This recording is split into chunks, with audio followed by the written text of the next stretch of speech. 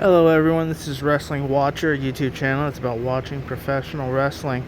So Brock Lesnar is back, right? We all know that. And we all know that at WrestleMania, he did the retirement ceremony where he left his shoes, his gloves in the ring, he bowed down.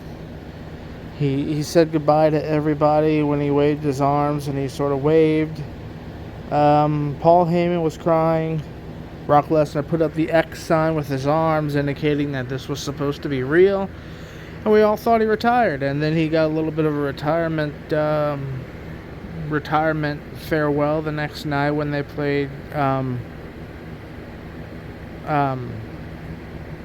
Godsmack's I Stand Alone.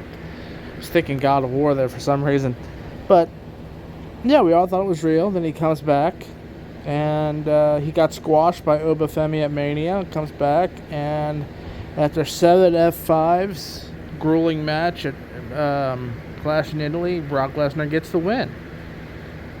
Now, makes you wonder, was WrestleMania a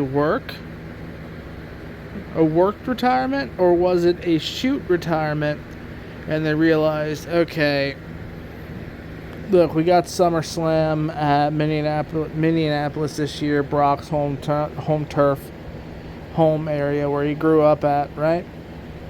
Let's get him back. Let's give him a call and give him as much money as he wants to come back, right? And they'll do this. They'll finish this feud, I'm guessing, with Femi the right way.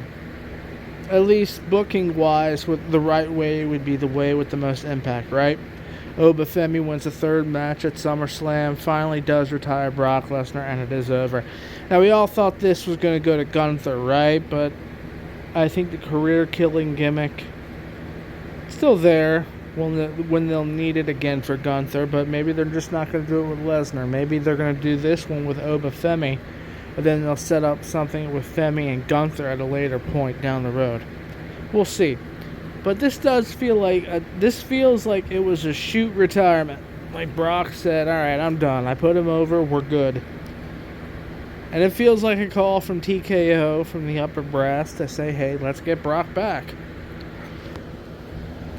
Feels kind of goofy to me. I mean, what are you getting him back for? 2 matches most. You already had 1. So what, do you got 1 more match that you're going to do at SummerSlam? Is that what we're going to do here? How much does this help Femi? Look, he got as big a win as he was arguably going to get at Mania. Right? It was a squash match. Lesnar retires. Femi looks like this killer. But I will say that with a little bit more pomp and circumstance, I mean, do you officially announce that it'll be his last match, or do you do something where it's like Brock Lesnar says, if I can't beat him, then I'm going to retire, right? A retirement stipulation. You know, similar to Flair versus Shawn at Mania 24. Or Shawn versus Taker at Mania 26, right? Do you do a retirement stipulation? That's the booking question you have to ask yourself. Because obviously Femi needs to go over in that match. My only issue with all this was it felt like when Roman Reigns won the title against Punk, and you had sort of Femi calling him out in the post-show, that Roman Reigns responding. You were building up to those two for maybe next year or something like that. Man, I almost would have wished that Femi didn't lose. But look, I guess, you got to prove that you're able to do a job and bounce back from it and still remain over. That's one of the main jobs of being a professional wrestler. Proving you can do the job and still get over. So, I think in a big main event match, because that's where the money's at. Final match of the night. Main event, Femi retires Brock Lesnar.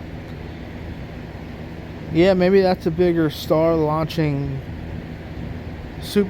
launching deal than the win at Mania. Because I didn't think it could get bigger than Mania, but now that I think about it, main eventing where you retire him might actually be better.